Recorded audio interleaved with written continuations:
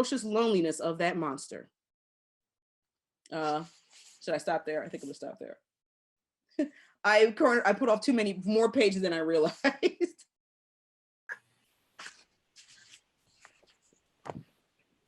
I'm trying to see what I think about that, because it's creepy because there's a lot of people out there in like abusive relationships. So even though you know this isn't a particularly real story, you know that this is somebody's actual story, and you're just like that is such a problem. And it was based off, it's Bluebeard, isn't it? Like that's the story that it was taken from, like she's retelling it. Yeah. That's cool. She put it in the 20s. Bluebeard and Beauty and the Beast. And Beauty and the Beast. Yeah. Those are two very weird stories to mix together. Well, I mean, because like Bluebeard is a serial killer. Like that's what his MO is. And whereas the Beast is supposed to be this guy, I mean, yes, Stockholm Syndrome, all of that. But he's supposed to be this tortured person who you're supposed to root for to get better. Right. And this kind of makes you feel like, well, maybe Bluebeard's not such a bad serial killer. Maybe we can help him out. And you're just like, well, maybe she had a thing for serial killers. That's not, we don't have to do none of that. You can't save everybody. Like, there's no reason for you to be Captain Save-A-Ho today. You need to get out of there. It's a lot. Like, oh. Like if I heard my friend making those kind of decisions, I'd be like, girl. Right. Girl. Right. I'll be by in about 10 minutes. You have your stuff packed. Like, don't make me actually go in that house with you. Just come on out. Like, let me just you know, just jump. I'll catch you kind of thing. What I really like about the Bloody Chamber, she's really lyrical. Like it's sometimes hard to get to the bone of the story. But she's a young girl and she just gets engulfed. Like he drives her way out to his very secluded castle and then he leaves her alone. And he clearly set her up because he's set up other lovers like this.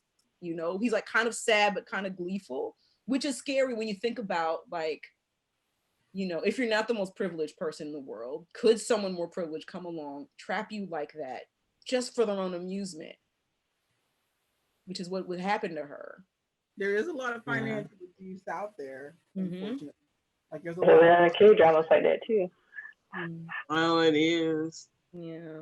Like how many times you've heard someone say, "I'm staying because of the kids," because they know that they have to be there to take care of the kids. Yeah. Girl, that's a whole other topic.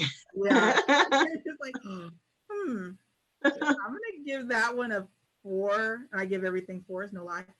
Simply because I feel like that could happen, like maybe not in a magical castle. Because do you think you'd have actually went looking for stuff if you had that? Like if you were like living in the lap of luxury, and he's like, you can go into every room but this one over yonder. Would you have gone looking? You know, as much as I want to say no, I probably would have made a beeline. Much as I want to. Here's the thing, right? I mean, it depends. It depends on how I would have played it. I would have wanted to know what I'm dealing with, especially if he's gone. You know? No, actually, no. I would have tried to escape. Never mind. I would have tried. That's my thing. That's what I would have done. That's the only thing I'm looking for. Yep. Where's the door? Like, forget that room. Right. I was worried about the wrong things. Like, absolutely. Yes, there's a room. Like, I wouldn't have even. I'm not nosy like that. So if you tell me, hey, don't go in that cabinet, I'm not trying to see things because you can't unsee certain things. You know what I mean? Like I already know something in there that I don't even want to deal with. Yeah, like that's fine. It's fine.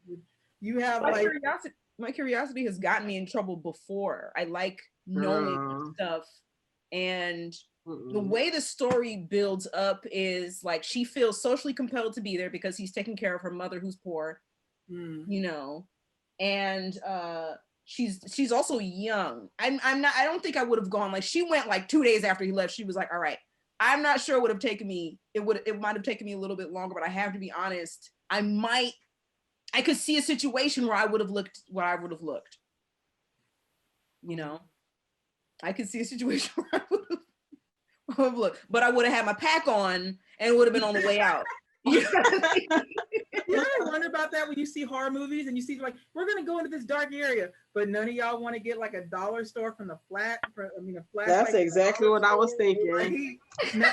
Like you literally can get those things on your way to this location, and you said not. Like, that's it, man. That makes no Trying to sense be to the me. final girl inside the movie. Okay. Yeah. I do not want to be the first person killed off. No. We do not walk towards the sound. At least I know I don't, because I did that in an escape room. Because they were trying to get me to move to like a certain area of the room, so they kept making this little rattling noise in the vent. And I would just turn and look and go back to trying to figure out a puzzle I already had figured out. And I did this like 3 times, so they had to come on the screen and be like, "Go check the bookshelf." I was like, "Oh." we got tired of you, like, ma'am. Look. I feel you. It's like, I mean, if it's something weird, do y'all got me? Or Okay. But I feel I'm like not they answering should have that. their audience and be like, we need to do something else because that's not gonna work. Right, we do not go towards the noise. Okay, when no. That's true. I'll hear that. Okay. It's like those kids that scream, that's laughing in that haunted house, like you mentioned earlier. It's like, yeah, I'm gonna not. figure that out. I'm not. If they in there laughing, they not in danger. Let's go. See.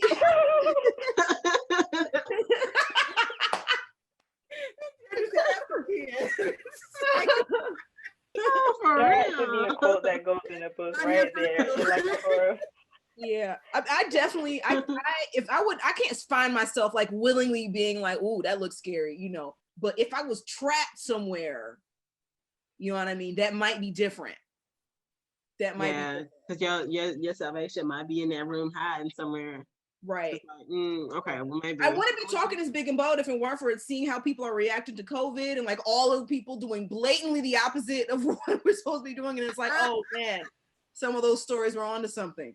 We're kind of dumb, you know. Yeah.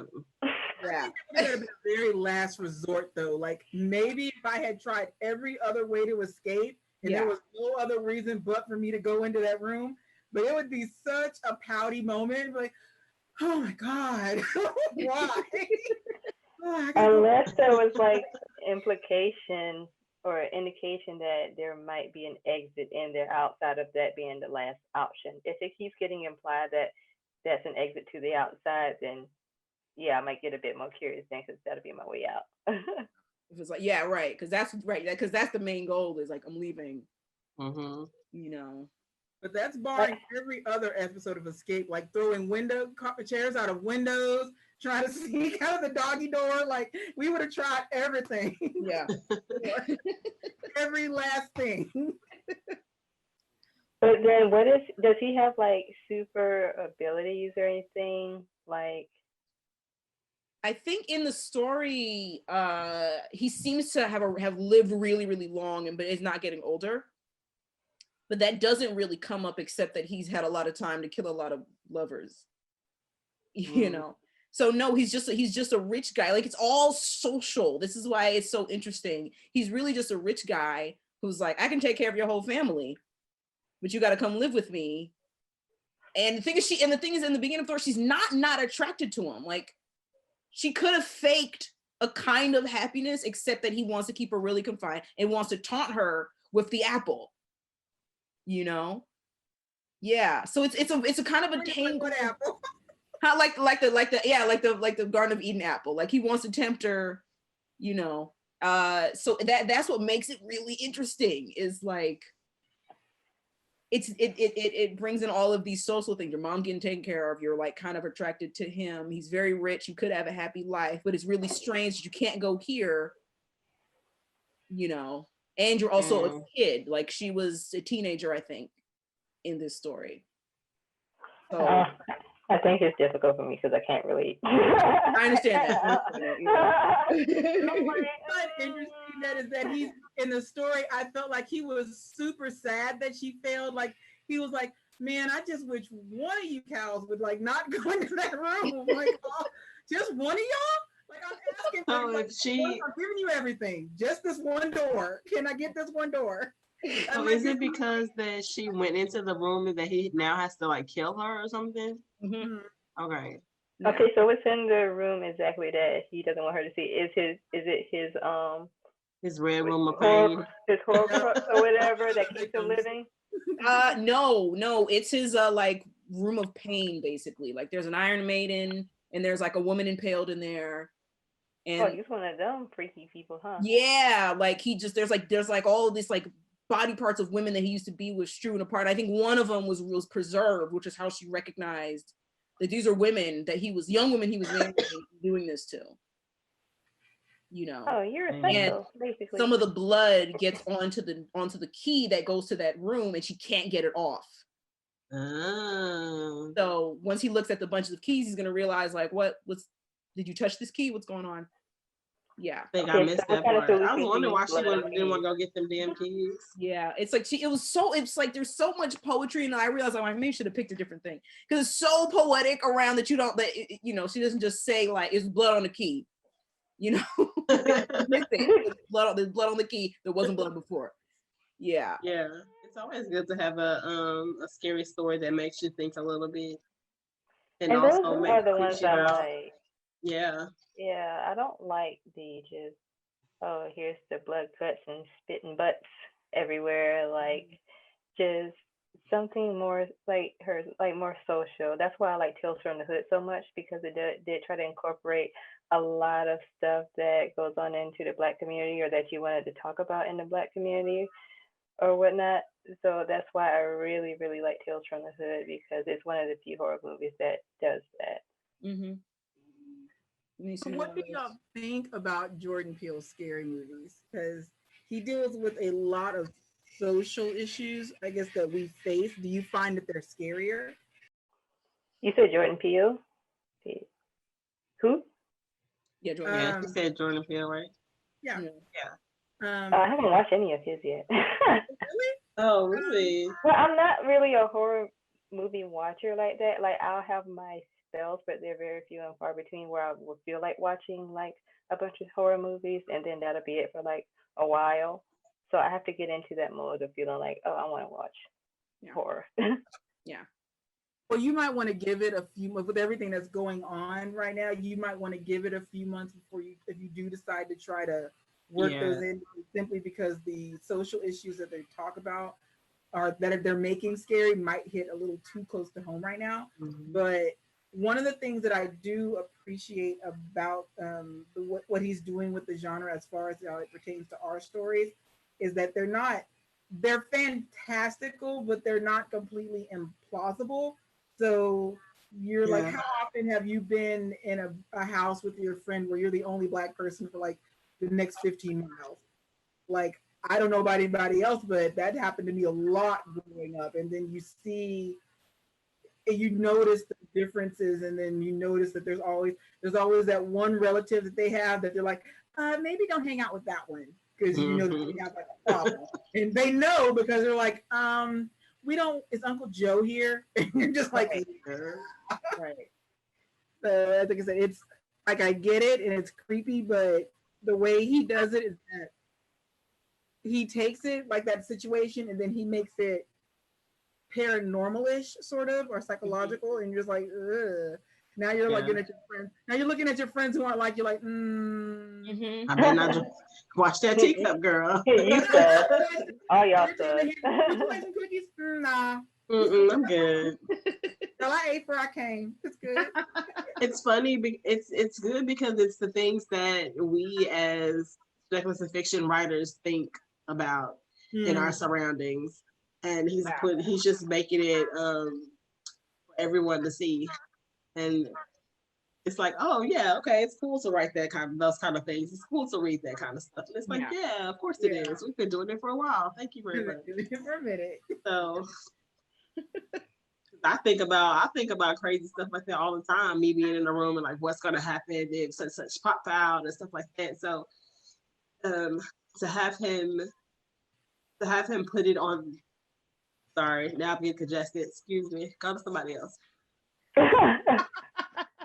To be continued. I do like that he sort of stretches like the sort of horror. Like I'm thinking about Get Out, especially like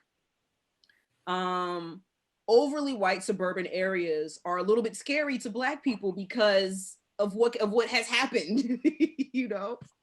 And you know, in that movie, he plays off of that fear. And the funny thing is, it was interesting to see how he played with that. It was interesting how he talked about like the commodification of Black bodies and Blackness and stuff like that. But it wasn't scary to me, and I think a lot of Black people, because a lot of us have been in that situation and survived it. You know what I mean? But it was still interesting to see that validated on screen. I think that's why I liked it so much. It was because it was like, okay, you know what I mean? Enough people feel weird in this neighborhood. Like, okay. It's the overall collective of how Black people feel in those spaces. Right. Because you're telling yourself that you're imagining it, right? When you're you know, you're somewhere where no one looks like you, and you know you're not expected to be, and people are acting strange, and you're like, no, not here, not here, not here. And he plays off of all of that, which I thought was really smart. Have you guys watched all of his? I think 2, and then kind of Lovecraft Country. I'm binging Lovecraft Country tomorrow because I was saving it for Halloween. Okay, never mind. Really? I'm so excited. I may do that too. Because I really can't go anywhere. I might do that. I probably won't. You up? You ready? You want to watch? Yes, get me. I'm gonna be ready. 2 kids that are dancing, and I haven't seen it yet, but I keep hearing how creepy that. Ooh. I know. Yeah. So you've seen it? Oh gosh. I watch it every. That tells you it's gonna be real creepy. Yes. That scene, the episode they're in was so creepy that I had to look up the dancers who played the monsters for me to be like, all right, I can turn the lights off now. I could be like, they're just talented ladies. They're not real ghosts. It's fine. They're just. I'm probably watching it during the daytime. Yep. It was like, yeah. I really loved that they did kind of the same thing where they played around with stuff, but they had so many horrific elements. Not in art, not everything, because they play with different types of speculative fiction, but they had a lot of horrific elements that are just like, ooh, that imagery. Yeah. How many episodes is it, and how long are the episodes? I think it's 10 episodes and they're an hour each. Yeah. I highly recommend it. But if they're good, it's gonna flop by. And each episode feels like its own movie. I don't have nothing else to do tomorrow but look at my kids. Yeah. Feed them. We're gonna get in the way. What's your favorite scary movies? Oh, just in general? Watch over again. I don't know if it's considered a scary movie or not, though. I know. Okay, so I love watching the Purge series. I know that's like some horror, not series like the movie series. And then like Jurassic Park is like my shit. It's like my go-to. I'm always watching it. I don't know if that's considered like horror. Jurassic Park. Yeah, is it? I mean, I think that's more sci-fi, isn't it? Is it sci-fi? Yes, it would be sci-fi. I could be wrong. I never looked it up. Oh, I don't know. But I know enough people who were scared of that movie to be like, oh, I'm gonna let you have that one. Because they were like, man, I watched Jurassic Park. I was like, y'all know those are animatronics. Quit playing. Science fiction. It's science fiction.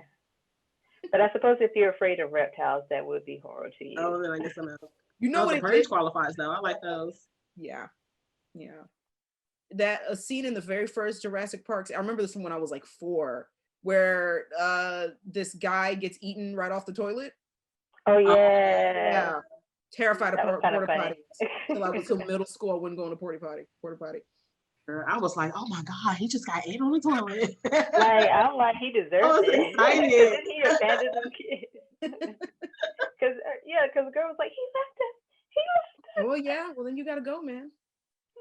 Sorry, you gotta go. Getting murdered at my house. It's just this parrot. He's laughing at something and it's creepy. And I'm just like, it's fine. Like, oh wow. Are you talking about your parrot? Yeah, he's laughing at something, but nobody's up front, and I'm not about to go find out. So okay, my family's okay. Like, man, I love them. Feel like not tonight. Favorite scary movie? I still would have to go with Tales from the Hood. Still for me. I mean, and Final Destination. Yes, those Wasn't two. there a 2 for Tales of the Hood? Like, isn't there a second one? I don't know if there was. I'm probably not going to watch it because it probably won't be as good as the first one. I think my favorite was the Scream series because I remember going to see I remember that. Scream when, oh God, was I 13, 14? We were hanging out with my aunt for the summer, and her stepdaughter was like, "Hey, you want to go see Scream?" And your brother like, "What's that?" She's like, "Come on, and we'll go see." And then I think I barely watched that movie when it first came out. I was like, "Oh my God!" Scream. And then when Billy Loomis and them came out, I was like, "Oh, well, that's her boyfriend. How could he?" I was so offended for her. Like, I can't believe she gave you the best night of your life, and here you are. Oh, thank God. So young and naive. It's just the audacity. I'm so concerned. But and then the second, how many of them are there? Like 3 or 4? I want to say there's like 4. I think like 4. Yeah, like there's 4. I haven't not enjoyed it. Like everyone I've watched, I guess it's because of the nostalgia. Though I can't say that it was because they were all scary, but I honestly say that I enjoyed all of them because I'm like, they still look the same, still out here getting killed by the same problem. Like that's insane. You know? Yeah. Y'all find that sometimes you're watching scary movies and you're actually like they're funny. And they shouldn't be funny all the time. Because I was dying watching The Exorcist. I was like, all the time. I was like, bro. I was dying watching Jordan Peele's Get Out. Get Out was hilarious to me. Really? Because the jump scares were really, I don't know, they were just, I don't know. And I went to, first of all, I went to see it in a black theater. So you know people were cutting up. We're cutting up. Yeah. I think my favorite scary movie. I like to read scary books, but I don't like to watch that many scary movies. But I did like Us. Us did scare me. Us was creepy. Us was really creepy. Us was really, really creepy. Yeah. All of the like, will they get you? How fast are these things? And then feeling sorry for them. It was really good and twisted. The movement. Yeah. Yeah, and then and the twist at the end, and it still creeps me out a little bit. Now, what is everybody's favorite scary story, novel-wise or book-wise, that's written? The one I would read all the time, though it's not scary anymore, is It. I think that's like one of the first like horror books that I ever read, so it's like one of my favorites. Yeah, and I read like every couple of years. Long ass book.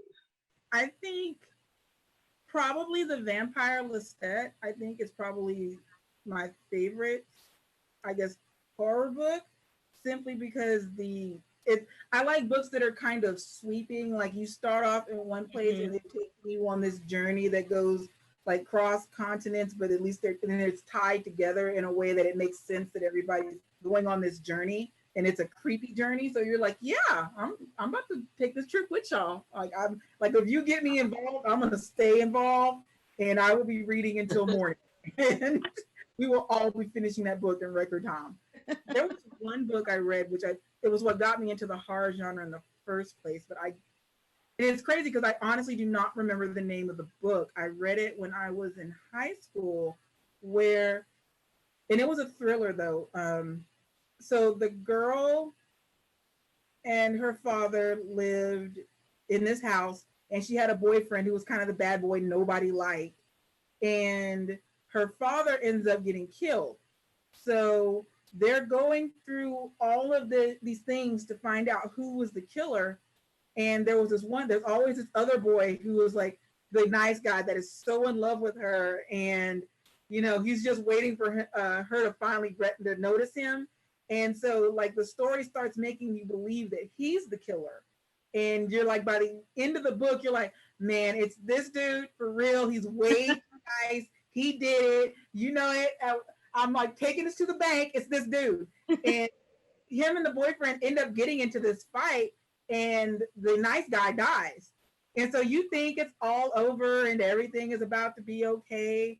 And something happens where the nice guy had said something. I can't remember what it was, but whatever he said made her turn and look at the boyfriend. And that's when she realized she was staring into the eyes of a killer, because he actually killed the dad, but he was pretending the whole time and doing an excellent job, might I add. Like, I was like, he couldn't have killed that guy. He wasn't even there. Nah, he was there. There was a trap door and he found it. And so now she's going to be like, now that he's absolved himself with the friend, he's scot-free, and she's the only one that knows he's a killer. So the question is he going to kill her next? And that's where the book ends.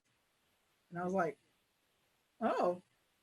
And so then after that, I was like, oh man, we do all of the horror books. Like every one of them. Just push my cart down and just start knocking things in. I guess fine. We're gonna read everything. It's gonna be great.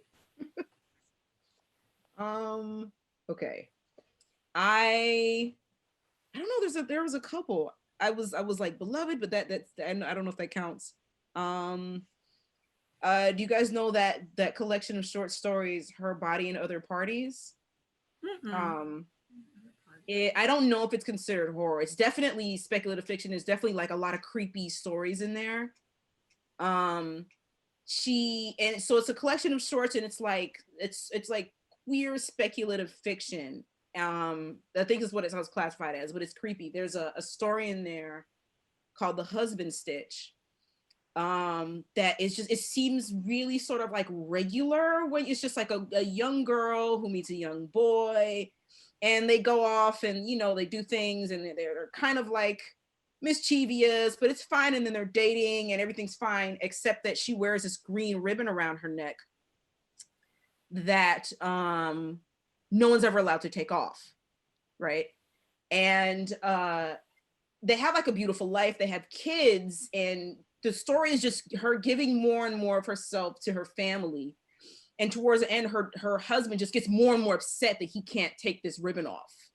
And after a while, he gets like entitled to it. He's like, how am I your husband? We're supposed to share everything. You won't let me take this ribbon off. What are you hiding? And she doesn't even know why she's hiding it. She just knows that it's not supposed to be touched. And finally, towards the end of the story, she lets him take the ribbon off. She like sits down and she's like, fine. And as he undoes it, it decapitates her, right? At the end. It's so good and surprising.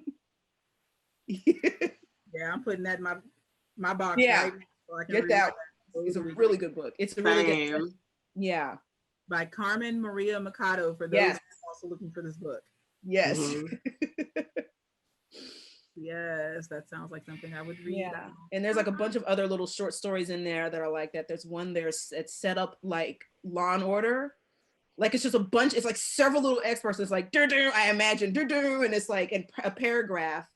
And it's like, oh my God, I can't remember the two detectives that everyone that's on Law and Order, but they like run into like their twins kind of, or their doppelgangers. And it's really weird, you know, and there's just a lot of stories where you're like, what? And I highly recommend, but you know, The Husband Stitch was really, really, really, really creepy. So it is getting a little later. So why don't you tell everybody about your book? Okay, well, I haven't written a book. That's why I was like, author, it's aspirational. I was just taking aspirational. Well, I was actually thinking about your site. That is why I was like, you can go read it. Like, yeah, just because I went to go read it doesn't mean. Oh, well. If you're talking about, are you talking about the Midnight Indigo, like the story I just was? I'll go with that. This book. This is an anthology that it's the first horror story that I've ever had published. So I'm really excited about it, and it's going to be available tomorrow, which I'm really excited about. And my story is about a man who's living in the house with his daughter who hates her, right? And it's because he doesn't want her to discover that she descended from a witch, right? That his wife was a witch, yeah.